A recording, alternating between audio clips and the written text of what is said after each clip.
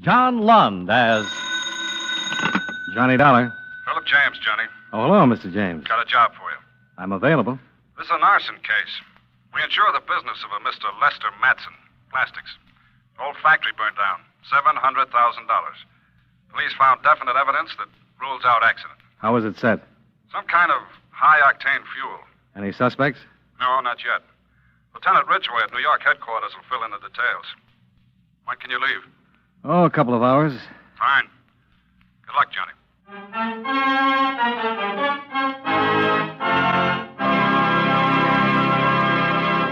Expense account submitted by Special Investigator Johnny Dollar to Home Office, Columbia All Risk Insurance Company, Hartford, Connecticut.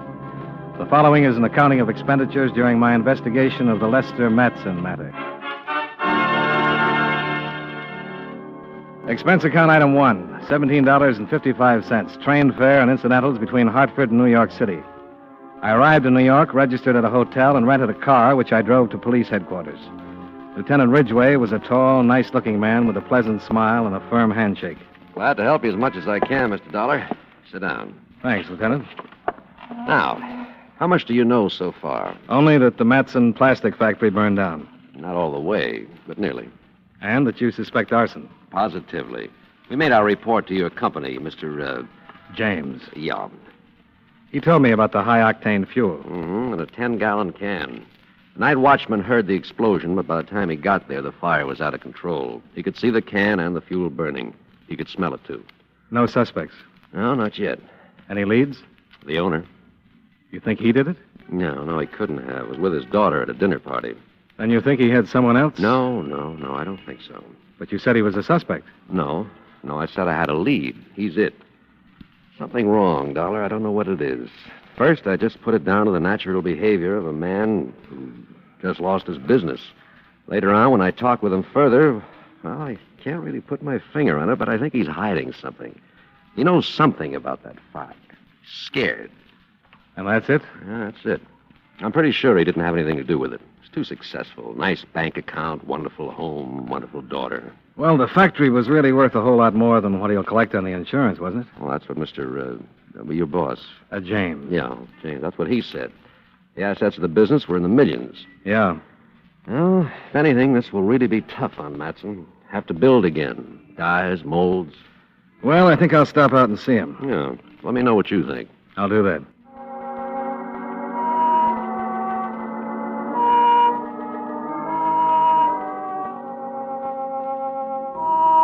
The Matson home was across the river in Jersey. A big white colonial with a long circular drive that led up to the front door. A butler showed me into a spacious study, and I was told Mr. Matson would be down shortly. While I waited, I walked around and cased some of the first editions on the bookshelves. Oh. Hello. Hello, I'm Christine Matson. I'm Johnny Dollar, Miss Matson. I'm waiting for your father. Oh? Yeah. I'm an insurance investigator. Insurance investigator? About the fire. Oh, yes. You have a beautiful house. Well, thank you. Beautiful. Wonderful collection of books. Yes. I don't imagine one person could read them all. Not in a lifetime. No, I suppose not. Do you like to read, Mr. Dollar. Oh, I'm sorry. I'm so bad with names. So am I. Yes, I like to read, but I don't get much time. Been playing tennis, huh? Mm-hmm. I just got back. Do you? Not anymore. I used to play a little. Well, I guess I better get upstairs. Nice meeting you. It's nice meeting you. Will you be around for any length of time while you're investigating the fire? Well, that's hard to say. I hope so. Hello, Chris. Oh, hi, Dad. How was the game? Fine. Mr. Dollar? Yes, sir. I'm Lester Matson. How do you do? You two have met? Yes. Yes, I was just on my way upstairs. See you later, Dad. Goodbye, Mr. Dollar. Goodbye. Well, your company notified me you'd be coming down, Mr. Dollar. You have a seat. You're an investigator. That's right. Well, the police have already made a pretty thorough investigation. Yes, I've talked with Lieutenant Ridgway. Well, I can't tell you any more than I've already told them. You were at a party the night of the fire? That's correct. It's all in the report. With your daughter? Yes. When did you find out about the fire? when I arrived home. Mr. Dollar, I explained to But you... you've said everything to the police, yes. That's right. There's absolutely nothing I can possibly add at this Mr. time. Matson, you're insured with my company for a lot of money. Hardly what I lost in the fire. I'm aware of that. But I have a job to do, and this is an arson case. That's what the police say. A night watchman says so, too. He could have been mistaken. In the excitement, he could very Mr. easily... Matson, what difference does it make? It makes a great deal of difference. Your factory burned. You've suffered a considerable loss. I certainly have. I can understand how that would make a difference. But a fire's a fire. If you didn't have anything to do with it... I most certainly did not. Then why so much concern about whether it was deliberately set or not? Well, wouldn't you be concerned if somebody deliberately set fire to one of your factories? About the fire, yes, but buildings burn down all the time. Fires are started deliberately all over the country. I am sure this one was an accident. Well, accident or the work of a pyromaniac. If you're clear, you'll get the insurance. You think this is the work of a pyromaniac? Seems like a pretty reasonable assumption. But you're sure it was an accident? Oh, I don't know. I just don't like the idea of a fire like that being started deliberately. I admit it's a little frightening. Yes. You have to understand, a business like mine, so many inflammables, it's a little terrifying to think someone would deliberately start a fire. Well, what if it had happened during working hours? That's not very probable. Well, I've read about fires in hotels. People burned to death, deliberately started by some madman. Yes, the firebug would have a good chance in a hotel. He wouldn't be seen so easily. Most of the people in their rooms, and he could get in and out easily. And most of those fires are started during the night sometime. But a busy factory in the daytime isn't very likely. Well, I sincerely hope you're right. I'm just going by the records. You see, I have 2 more plants. Let's hope I don't turn out to be the exception to the rule. I doubt it. Now, if you don't mind, Mr. Matson, I've still got to make a full report to my company. Oh, certainly. I'll give you all the information I can.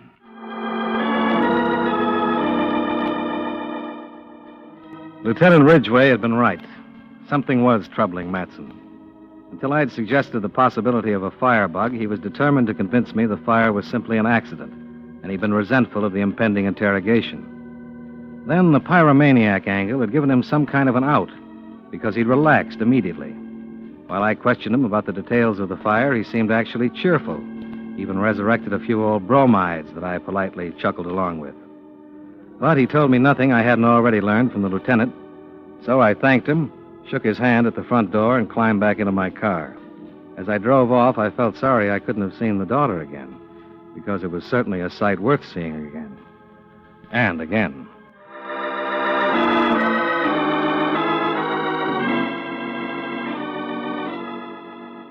I arrived back at the hotel, went up to my room, and put in a call to Lieutenant Ridgway. What'd you think? Yeah, something's bothering him. Yeah, I know, but what? Did you ever mention the possibility of a firebug having been responsible for the fire? To Matson? Yeah. No, I don't think I did. Well, I mentioned it to him, and he liked it. What do you mean? Until I did, he was determined to call the whole thing an accident. When I suggested a pyro, he made a complete about-face. Oh, he was subtle about it, but he forgot the accident theory. That right? Yeah. He seemed actually relieved. Oh. What do you think it means? I don't know. It could mean he knows who started the fire. If he thought we were looking for a pyro and not some specific person that could incriminate him, that would account for his letting go of the accident theory. I see. Agree with the pyro theory and hope we do the same. Oh, what could he gain? Financially, he ends up in a hole. Yeah. Insurance doesn't figure. Oh, no, he's loaded. Got all the money he needs. And it's something else. Somebody started that fire, and I'm pretty sure Matson knows who and why. Yeah, now all we've got to do is find the who and why. Well, I don't mind working on the case for a while. Have you seen his daughter? Yeah. Maybe she started the fire. Why would you do that? She's the type that could. I just met her for a minute, and I'm still smoldering.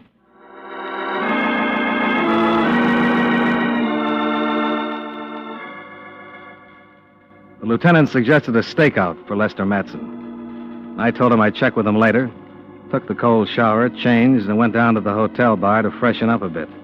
It was about 4:30, and I was pretty fresh when a page came wandering through calling my name. He told me I was wanted on the phone. Johnny Dollar. This is Christine Matson. Mr. Dollar? Yes. Hello. I found out where you were staying from your company. Well, that's nice. Why did you find out where I was staying from my company? But it's very important that I talk to you. All right. Where are you? I don't want to meet you at your hotel. I have to be very careful. Well, so do I. That's not what I mean. If certain parties saw me with you, my father's life would be in danger. Is this about the fire? Yes, it is. Would you meet me at the corner of 5th and 115th Street in a half hour? Sure. I'll be in a cab. I'll pick you up. I'll be the guy with the fire extinguisher.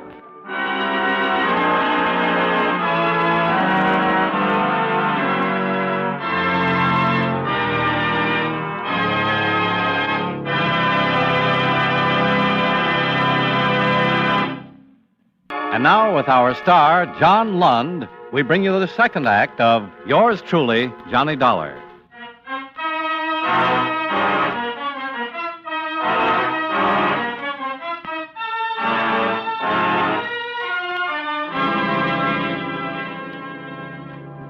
As long as the lovely Miss Matson was picking me up in a cab, I left the rented car behind and charged up expense account item 2.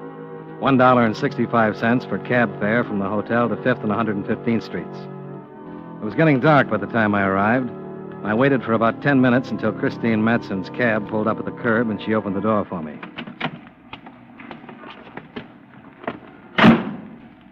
Go ahead, driver.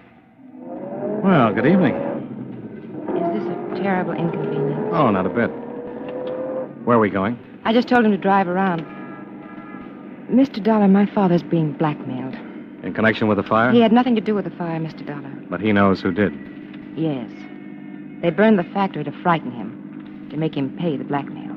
You mean someone's shaking him down? Well, about a week ago, he was approached by 2 men. They demanded he pay them a certain percentage of the profits from his business. In return for the percentage, they guaranteed him protection. So he didn't pay and they set fire to the factory. That's it. Why didn't he go to the police? Well, he was frightened. Well, he couldn't have been too frightened if he refused to pay them. He was frightened for me. He thought maybe he could bluff them by not paying, but he didn't want to take a chance and go to the police for fear they might really do something serious. Losing $1 million business is pretty serious. He tried to bluff them and it didn't work. And now he's really frightened. He knows they mean business, and they've told him if the police ever find out, they'll do something a whole lot worse than just start a fire. Do something to you? That's what Dad's afraid of. And you're not? Of course I am. Aren't you taking a pretty big chance telling me about it? Well, you're not the police. And I have been very careful. I was hoping you could help without it being necessary to start a wide-open police investigation. You're not giving the police much credit. If you'd told them the same story, they'd have kept it completely undercover. Oh, I thought about it, but too many people would have to know about it. And there's always the chance of someone saying something or a slip-up. How do you know about all this? Well, my father told me, of course. Just like that? Daughter, darling, 2 men have been trying to blackmail don't me? be silly. He said nothing at first. He kept it from me. But you see, my father and I are very close, Mr. Dollar. We've never had any secrets. After the fire, when I saw how disturbed he was, I made him tell me. Does he know you come to see me? Oh, no.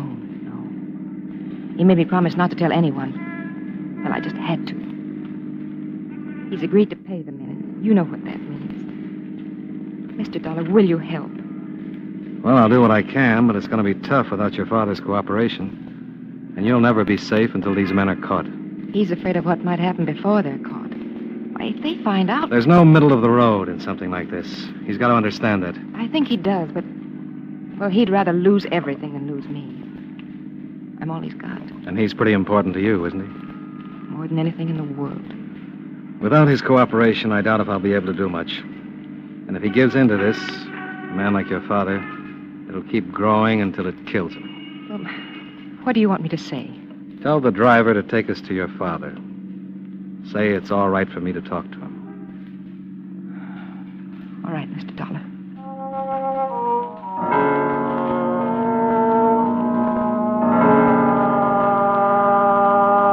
She looked as though she might cry, but she didn't. She gave the driver her address, then sat back in the seat and kept looking straight ahead while the cab headed across the bridge for New Jersey.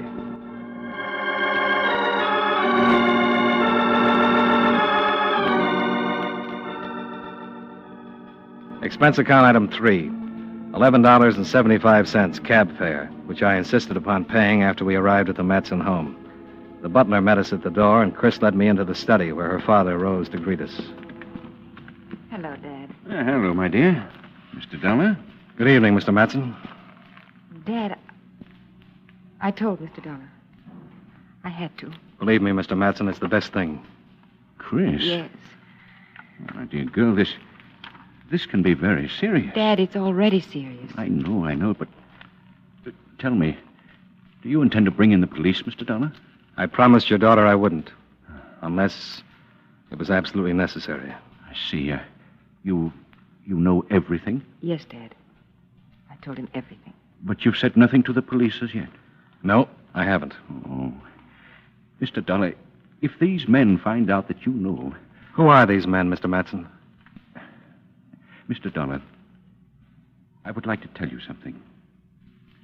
In the past, I've always confided in my daughter. This time I hesitated because of the possible consequences. But nevertheless, I told her. I did so with the provision that she keep the affair a complete secret. Oh, Dad. I'm not angry, my dear. Believe me. I'm sure you did what you thought was best. Unfortunately, you just didn't realize the gravity of the situation. Certainly I realized Dear, it. you couldn't have. You couldn't have. These men aren't fooling. They've already destroyed $1 million business. It was just lucky there wasn't anyone in the building. So you're going to give them what they want? Yes, Mr. Dollar, I am. You can't win. I'm not expecting to win. I'm just thinking of my business, my family. What would you do in the same situation, Mr. Dollar? I think you'd do exactly what I'm doing. I don't think so. That's easy to say. Look, Mr. Matson, I know you're in a tough spot. You said these men aren't fooling, and you're right. They'll do anything to scare you into paying their blackmail. They'll burn down a building, threaten you and your family, even kill if it comes to that. But you wouldn't do what I'm doing? Maybe. If I had some assurance it would stop there. But don't you know what happens once you give in to them? Don't you think I've thought about that? Don't you think I've considered every possibility? They'll bleed me until there's nothing left. I realize that. But there's no alternative. It's that or... You're afraid they'll kill me. Chris, you're my whole life. Well, then, Dad, consider me a little. Consider? Good Lord, that's what I'm doing. That's all I'm doing. Not now. What about a year from now? 2 years? 5 years? Well, Dad, if you give in to these men, what will it do to you? What will you have left 5 years from now? The business doesn't matter. I'm not talking about the business. We can both get along without the business if we have to. We did once, we can do it again. I'm talking about you. What will happen to you if you give in to this terrible blackmail? Well, there'll be nothing left of you. It'll kill you. Mr. Matson, in some states there's a death penalty for kidnapping. But this kind of blackmail is worse than that. These men kidnap the one thing that people like you and me can't live without. Freedom. My daughter's life is worth my freedom 7 days a week, Mr. Dollar. If that happened, I'd just as soon be dead. Daddy, it would ruin you, and that most certainly would ruin me. There'd be nothing left of us, nothing of what we had. We'd just be alive. Makes a lot of sense, Mr. Matson. I hope you'll see it and help me get these men. But whether you do or don't, I've got a job. I'll try to steer clear of the police as long as I can because I made a promise to your daughter. But I'm going to try and get those guys. They have to be gotten. Dad, please. I don't know, Chris. All right. Oh, Dad. Who are the men, Mr. Matson? Shot tore through the window and caught Matson in the chest. It was a swell punctuation point for my pep talk on freedom. Before Matson hit the rug, I was on my way to the study door with my gun in my hand. Outside, I circled to the spot near the window where the gunman had been standing. I stopped and listened. From inside the house, I could hear Christine Matson phoning for a doctor. And from not too far away, toward the front of the house, I heard a car start.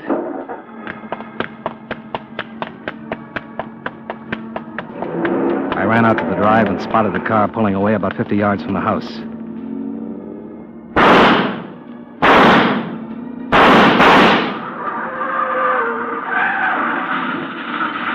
Mr. Dollar! Johnny! Get back in the house, Chris. But Dad's bleeding. I can't stop the bleeding.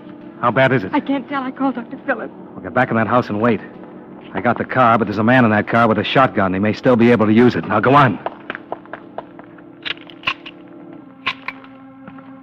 I started down the driveway for the wrecked car. It was on its side, wrapped around a big oak.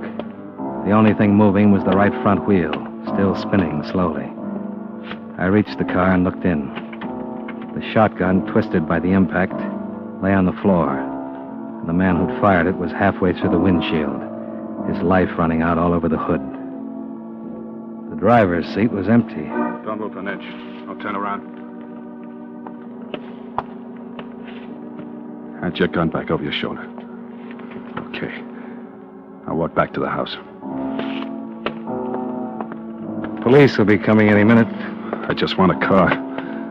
We'll borrow one of Mr. Matson's. How far do you think you'll get? It's not how far I'm going to get. How far we're going to get. You're an insurance man. You're going to be my insurance. You're going to get us just as far as you can. It all depends what your life's worth to the law. I couldn't see his face. Kept behind me with his gun pointed at my back. We went around to the other side of the house to the garage and stopped. He shoved the gun hard into my spine. Open the door. As I started to open the big garage door, a car swung in the driveway, and we were suddenly framed in the glare of its headlights. I knew it was the doctor. The man with the gun in my back didn't. He turned, expecting the police.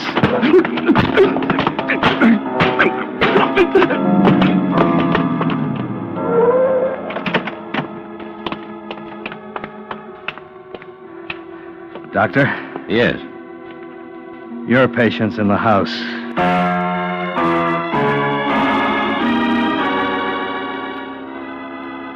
Lester Matson lived and later identified both men as those that had tried to shake him down. They both had long records. Both had done time. The man with the shotgun was named Ernie Starbuck. The other, Stan Cole. Starbuck they buried in Potter's Field, while Cole looked unhappy. Not because he'd lost a partner, more because he'd gained a new one. A cellmate in Sing Sing he'd have to put up with for the rest of his natural life. After the doctor said her father was out of danger, I went back over to Jersey to say goodbye to Christine Matson. Do you have to go right away? Oh, case closed. Expense account likewise. You live in Hartford? Yeah. Sometimes I drive up that way. Oh? That would be nice. When does your train leave? 4:30. I don't catch that one. There's not another one until 12:15. Oh. Will you be saying goodbye to Dad? I thought I'd stop by the hospital on my way to the station. Are you going in to see him? Mm-hmm. Drive in with me. We can see him together. Maybe have a quick drink afterwards. I don't like quick drinks. No. Johnny, Yeah? would it make so much difference if you took the later train? Oh, it sure would. But, I'll take it.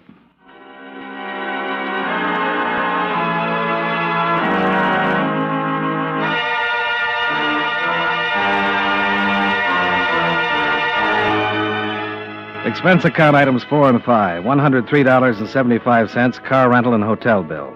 Item 6, $19.80, train fare and incidentals back to Hartford.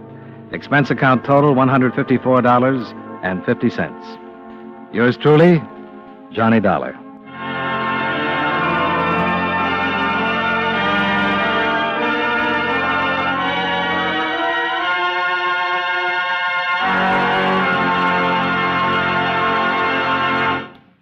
Yours truly, Johnny Dollar, stars John Lund in the title role and was written by Blake Edwards with music by Eddie Dunstetter. Featured in tonight's cast were John Larch, Lillian Baeff, Hal March, and William Johnstone. Yours truly, Johnny Dollar, is produced and directed by Jaime Del Valle.